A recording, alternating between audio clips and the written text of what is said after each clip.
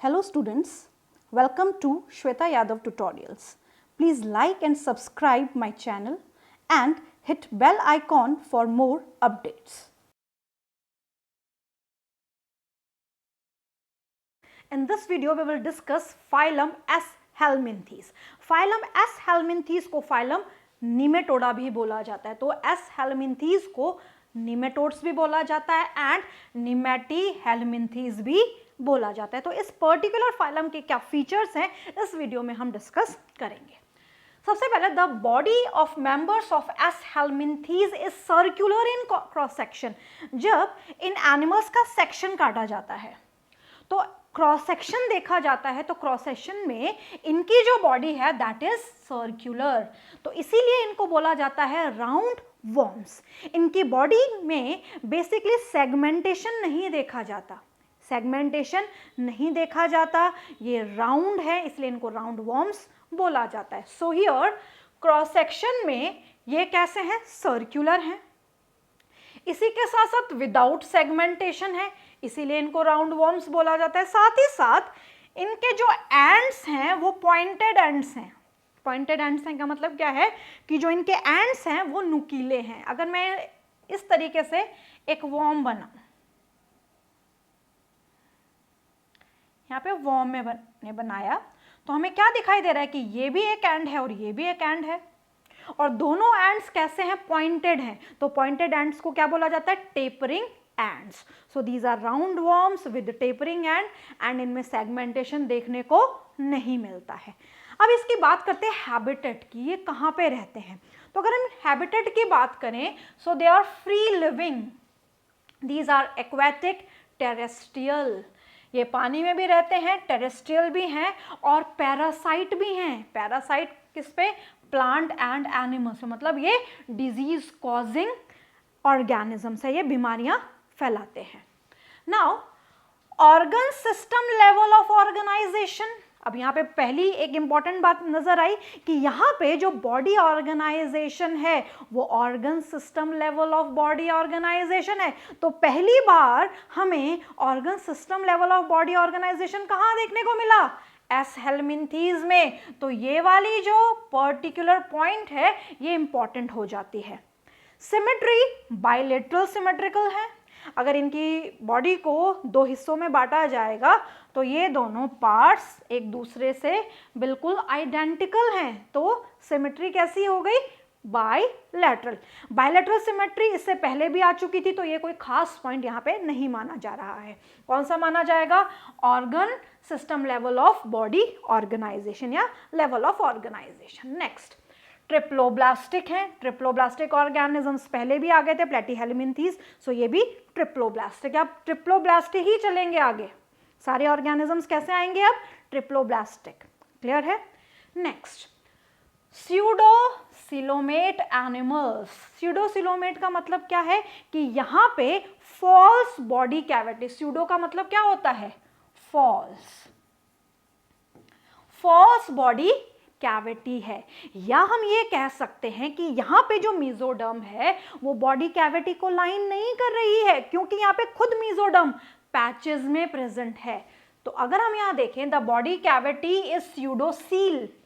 Pseudocoelomate में जो body cavity होती है उसको हम क्या बोलते हैं, स्यूडोसील।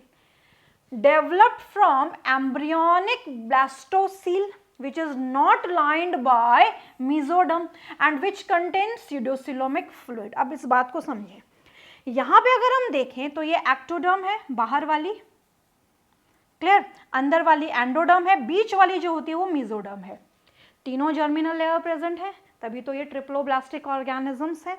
ये बात यहाँ क्लियर हो जाती है। अब यहाँ पे ध्यान से एक बात समझें, यहाँ पे बच्चों जो मेसोडर्म है वो कैसे दिखाई दे रही है, आपको पैचेस में दिखाई दे रही है। यहाँ पे है, यहाँ पे नहीं है, फिर ये एक पैच है, फिर ये एक पैच है, फिर ये एक पैच है, मतलब यहाँ पे मेसोडर्म जो है वो पैचेस में प्रेजेंट है। क्लियर। या फिर हम ये कह सकते हैं कि बॉडी कैविटी को मेसोडर्म लाइन नहीं कर रही है। तो स्यूडोसिलोमेट ऑर्गेनिजम्स में यहाँ पे क्या बन जाती है, स्यूडोसील बन जाती है। कहाँ से बनती है, ब्लास्टोसील से बनती है। ब्लास्टोसील कब बनती है, ड्यूरिंग एम्ब्रियोनिक डेवलपमेंट बनती है, उसी से ये स्यूडोसील बन जाती है, which is not lined by mesoderm, जो मेसोडर्म से लाइंड नहीं है। और यहाँ पे बीच बीच में जो फ्लूइड भरा होता है, नेचुरल से बात है, स्यूडोसील है तो स्यूडोसिलोमिक फ्लूइड भरा होगा, नाम से ही नाम आ रहा है। क्लियर? सो यहाँ पे हमने क्या खास बात पढ़ी कि यहाँ पे अगर खास बात देखी जाए तो दो है, organ system, level of body organisation and pseudocoelomate. Triploblastic है, बायलेटरल सिमेट्रिकल ऑर्गेनिज्म है, ये जो है कोई नई बात नहीं है, ये पहले भी आ चुकी है। Next, tube within a tube body plan, cephalization absent, very important line. मान लीजिए ये ऑर्गेनिज्म है, ये ऑर्गेनिज्म की आउटर बॉडी वॉल है, ये आउटर बॉडी वॉल है, और इस आउटर बॉडी वॉल के बिल्कुल सेंटर में प्रेजेंट है मान लीजिए गट। ये है outer body wall, outer body wall. Clear? अब ये जो आउटर बॉडी वॉल है ये तो एक ट्यूब हो गई, और ये जो गट है ये एक ट्यूब हो गई। तो कैसा ऑर्गेनाइजेशन है? Tube within a tube organisation है, या बॉडी प्लान है। क्लियर? स्केलेटल सिस्टम एब्सेंट, इनमें स्केलेटल सिस्टम प्रेजेंट नहीं है। High fluid pressure in the pseudocoelom maintain body shape. जो स्यूडोसिलोम है उसमें जो फ्लूइड का प्रेशर है वही इनकी बॉडी की शेप को मेंटेन करता है। It is called hydroskeleton. इसी को क्या बोला जाता है? हाइड्रो। हाइड्रो का मतलब क्या है कि जो फ्लूइड मौजूद है, जो यहाँ पे हाई फ्लूइड प्रेशर है, क्लियर, वही शेप को मेंटेन कर रहा है। मतलब पानी की वजह से ही, कोई लिक्विड की वजह से ही इस ऑर्गेनिज्म का शेप मेंटेन हो रहा है। इसी कारण इसको बोलते हैं हाइड्रोस्केलेटन। मतलब हाइड्रो का मतलब होता है वाटर, एंड स्केलेटन का मतलब समझते हैं तो वाटर स्केलेटन। इसका मतलब यहाँ पे फ्लूइड ही बॉडी की शेप को मेंटेन कर रहा है। नेक्स्ट हम बात करते हैं बॉडी वॉल। जब इन ऑर्गेनिज्म की बॉडी का सेक्शन देखा जाता है तो इनकी बॉडी वॉल में तीन चीजें हमें नजर आती हैं, cuticle, epidermis and muscle. Cuticle, epidermis and muscle. Clear? So यहाँ पे क्यूटिकल है, एपिडर्मिस एंड मसल लेयर है। अब मसल लेयर में क्या खास बात है? केवल एक सिंगल लेयर है। अब मसल में लॉन्गिट्यूडनल मसल है, सर्कुलर, ऑब्लिक, तीन टाइप की मसल्स नॉर्मली हम पढ़ते हैं, प्लेटीहेलमिन्थेस में हमने पढ़ी है। बट यहाँ पे एक ऐसी मसल होती है, यहाँ पे केवल एक ही टाइप की मसल है। तो बाहर से अंदर की तरफ चलते हैं, बाहर से अंदर की तरफ चलते हैं। सबसे बाहर क्यूटिकल, सबसे बाहर क्यूटिकल। क्यूटिकल को सिक्रीट करने वाली नेचुरल सी बात है एपिडर्मिस। क्यूटिकल एक वैक्सी अपीयरेंस भी देती है ऑर्गेनिज्म को। क्लियर? तो यहाँ पे एपिडर्मिस एक क्यूटिकल बनाता है, क्यूटिकल के नीचे हमें एपिडर्मिस मिलती है। एपिडर्मिस सिंसाइटियल टाइप है, मतलब एक ही पर्टिकुलर सेल में मल्टी न्यूक्लिएटेड कंडीशन मिलती है। मतलब एपिडर्मिस की जो सेल्स हैं उन सेल्स में बहुत सारे न्यूक्लियस हैं, तो उसको सिंसाइटियल कंडीशन बोली जाती है। तो सबसे बाहर क्यूटिकल, क्यूटिकल के अंदर एपिडर्मिस, और एपिडर्मिस के अंदर आएंगे तो मिलेगी मसल। मसल यहाँ पे कौन सी है? लॉन्गिट्यूडनल मसल है। कौन सी मसल है? केवल एक ही टाइप की मसल है, लॉन्गिट्यूडिनल मसल। तो इनकी बॉडी वॉल में तीन चीजें होती है, cuticle, epidermis and muscle. Next हम बात करते हैं डाइजेस्टिव सिस्टम की। तो अभी अभी हमने पढ़ा कि they have tube within a tube body plan. Tube within a tube body plan का मतलब क्या है कि इनकी जो गट है उस गट में माउथ एंड एनस दोनों चीजें प्रेजेंट है। मतलब डिस्टिंक्ट माउथ एंड एनस है, एनस और माउथ अलग अलग है। इसका मतलब इनके पास कंप्लीट डाइजेस्टिव सिस्टम है। सो यहाँ पे डाइजेस्टिव सिस्टम में जो एलिमेंट्री कैनाल है that is complete. Clear? Alimentary canal complete with mouth and anus, differentiated into mouth and well developed pharynx and non-muscular intestine। तो अगर हम देखें तो यहाँ पे mouth and anus distinct है, इसके बीच में और भी ऑर्गन्स आ रहे हैं, माउथ के बाद pharynx, pharynx के बाद intestine। तो यहाँ पे हर पर्टिकुलर जो ऑर्गन है वो डिस्टिंक्टली हमें मतलब अलग अलग नजर आ रहा है। माउथ के बाद pharynx, pharynx के बाद इंटेस्टाइन और लास्ट में एनस दिखाई दे रहा है। इसका मतलब एलिमेंट्री कैनाल माउथ से लेके एनस तक कंप्लीट है। अब यहाँ पे खास बात क्या देखी जाती है, यहाँ पे फेरिंग्स जो है वो मस्कुलर है, बट इंटेस्टाइन जो है that is non muscular. Intestine कैसी है इनकी, नॉन मस्कुलर। तो digestive system basically alimentary canal यहाँ पे कंप्लीट है with mouth and anus. Next हम बात करते हैं रेस्पिरेशन। अब इन ऑर्गेनिज्म के पास रेस्पिरेशन के लिए कोई स्पेशलाइज्ड लाइक रेस्पिरेटरी सिस्टम नहीं है, so they respire by general body surface. मान लीजिए ये ऑर्गेनिज्म है और इन ऑर्गेनिज्म के पास कुछ स्पेशलाइज्ड रेस्पिरेटरी सिस्टम नहीं है, तो ये अपनी बॉडी सरफेस, जिसको हम बोलते हैं जर्नल बॉडी सरफेस, इसी से रेस्पायर करते हैं, मतलब यहीं से ही गैसेस एक्सचेंज कर लेते हैं। सर्कुलेटरी सिस्टम की अगर हम बात करें तो सर्कुलेटरी सिस्टम भी इनके पास नहीं है, तो यहाँ पे respiratory system, circulatory system absent है, बट रेस्पिरेशन ये जर्नल बॉडी सरफेस से कर लेते हैं with the help of diffusion. Circulatory system इनके पास कंप्लीटली एब्सेंट है, सर्कुलेटरी सिस्टम इनके पास प्रेजेंट नहीं है। और यहाँ पे खास फीचर देखने को मिलता है एक्सक्रीशन का। एक्सक्रीशन के लिए इनके पास प्रोटोनेफ्रीडिया ही है, क्योंकि ये फीचर इन्होंने सेम किससे लिया है, प्रोटोनेफ्रीडिया प्लेटीहेलमिन्थीज के पास भी थे, तो यहाँ पे भी प्रोटोनेफ्रीडिया, बट प्लेटीहेलमिन्थीज के पास फ्लेम सेल्स थी, इनके पास फ्लेम सेल्स ना होके रेनिट सेल्स मौजूद हैं। They have rennet cells or protonephridia for excretion. So excretory system is made up of H-shape. यहाँ पे जो rennet cell हैं, these rennet cells are H-shaped cells. Clear? An excretory tube remove body waste from the body cavity through the excretory pore. तो यहाँ पे क्या होता है कि excretory pore इनकी बॉडी में प्रेजेंट होता है, वहाँ से जो भी excretory waste है वो एलिमिनेट हो जाता है। और नॉर्मली अगर इनमें एक्सक्रीटरी वेस्ट की बात करें तो that is ammonia, that is ammonia. तो यहाँ पे खास फीचर बन जाता है, दिस इज रिनिट सेल और प्रोटोनेफ्रिडिया। तो यहाँ पे एस हेलमिन्थीज हैव रेनिट सेल्स और प्रोटोनेफ्रिडिया फॉर एक्सक्रीशन। नेक्स्ट हम बात करते हैं नर्वस सिस्टम की। तो नर्वस सिस्टम में इनके पास नर्व रिंग होती है। नर्व रिंग नीचे की तरफ एक्सटेंड होने के लिए, बेसिकली नर्व रिंग एक ही जगह कन्फाइंड है, बट ये क्या करते हैं, नर्वस सिस्टम तो पूरी बॉडी को ही कंट्रोल करेगा, तो नेचुरल सी बात है यहाँ पे क्या आ जाती है, यहाँ पे आ जाती है नर्व कॉर्ड। तो यहाँ पे नर्व रिंग प्रेजेंट है, ये नर्व रिंग प्रेजेंट है, और नर्व रिंग से ओरिजिनेट होती है नर्व कॉर्ड। अब ये लंबी नर्व कॉर्ड है तो इनको बोला जाता है लॉन्गिट्यूडनल नर्व कॉर्ड। सो यहाँ पे अगर नॉर्मली बनाए तो ऐसे नर्व रिंग है, और नर्व रिंग से ही ओरिजिनेट हो जाती है नर्व कॉर्ड। इसी के साथ साथ इनकी बॉडी में रिसेप्टर्स भी प्रेजेंट होते हैं, जो इनमें लिप्स और टेल पे मौजूद हैं। रिसेप्टर्स कहाँ कहाँ पे, लिप्स पे और टेल पे। जो लिप्स पे मौजूद हैं उनको पैपिले बोला जाता है या एम्फिड्स बोला जाता है, और जो टेल पे हैं उनको फैज्मिड्स बोला जाता है। Amphids and phasmids, these are chemoreceptors. इनको हम क्या बोलते हैं, कीमो रिसेप्टर्स।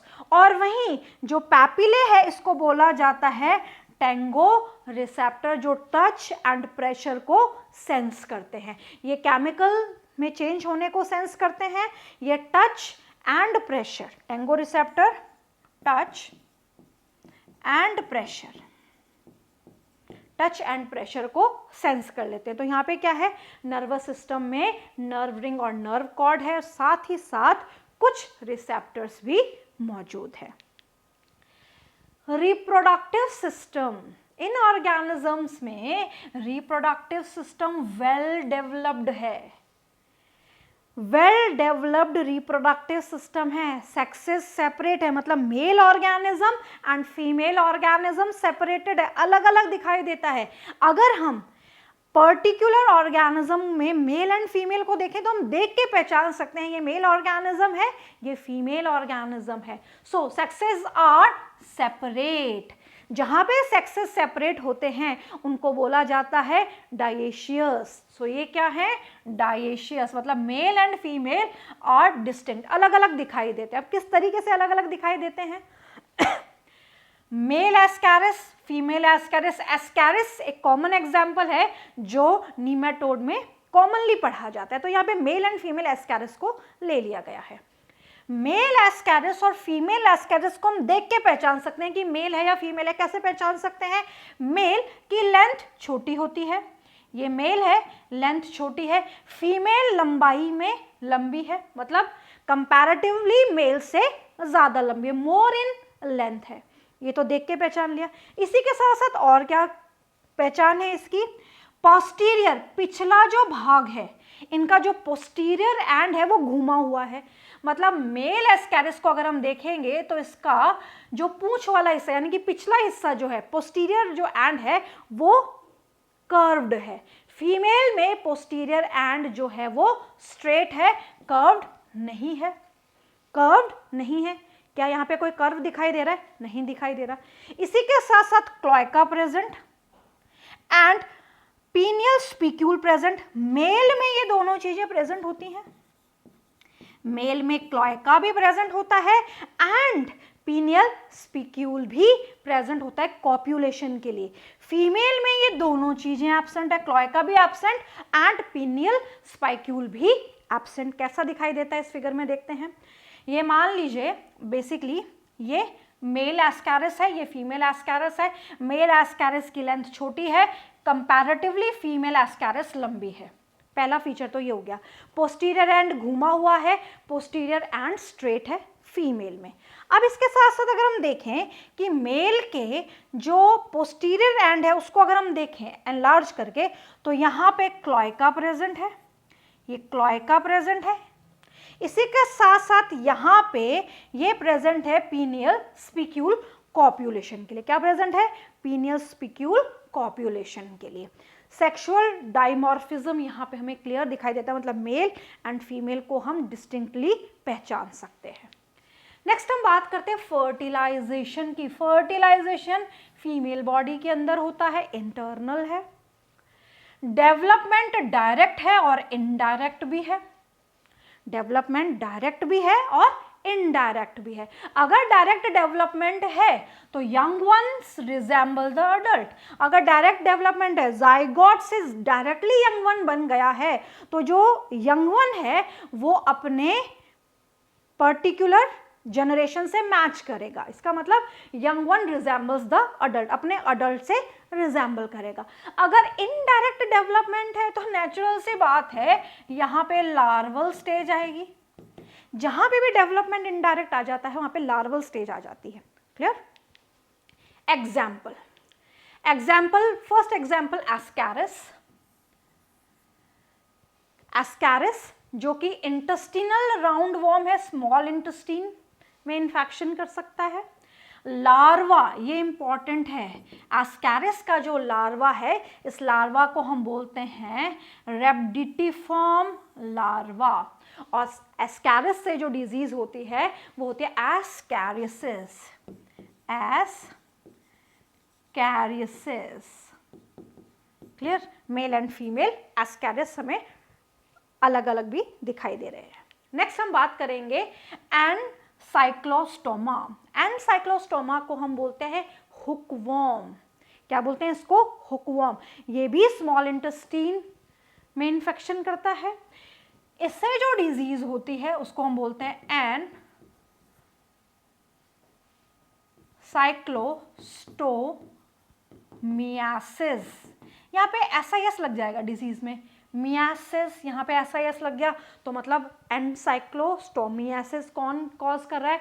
एनसाइक्लोस्टोमा कॉज कर रहा है, जिसको हम कॉमनली क्या बोलते हैं? हुकवॉर्म। एस्कैरिस एंड हुकवॉर्म ये स्मॉल इंटेस्टीन में मिलते हैं। वहीं एंटेरोबियोस ये मिलता है लार्ज इंटेस्टीन में। पिनवॉर्म और सीटवॉर्म भी इसको बोला जाता है। पिनवॉर्म और सीटवॉर्म भी इसको बोला जाता है। क्लियर? नेक्स्ट एग्जाम्पल है व्यूचेरिया या फिलैरियल वॉर्म। व्यूचेरिया या filarial worm found in lymph vessel और लिम्फ ग्लैंड्स। ये ह्यूमन के लिम्फ वेसल्स या लिम्फ ग्लैंड्स में मिलता है। ये लिम्फेटिक वेसल्स को ब्लॉक कर देता है। फीमेल क्यूलेक्स मॉस्किटो इसकी कैरियर होती है।